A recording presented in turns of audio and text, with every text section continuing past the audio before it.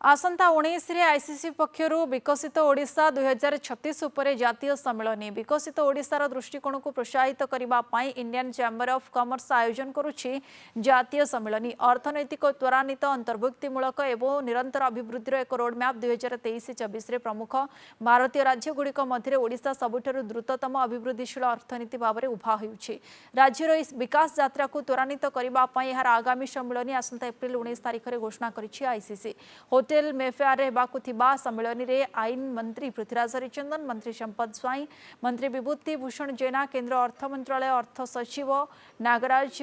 मदिरालांको सह अन्य मान्यगण्य विशिष्ट अतिथि जोगदेवार कार्यक्रम रही। सम्मेलन शिल्प सरकार शिक्षानुष्ठान एवं नागरिक समाज प्रमुख अंशीदार मानक विषय वस्तु पर विचार विमर्श करने एकत्र कर भुवनेश्वर सांबादिक सम्मेलन विषय में आईसीसी राज्य परिषद अध्यक्ष राजीव साहू सूचना दैछन्ति।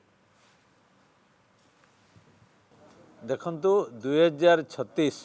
ओडिशा पई गोटे बहुत बड़ वर्ष, कारण से वर्ष आमे 100 वर्ष पालन करिवु। ओडिशा जन्मर 100 वर्ष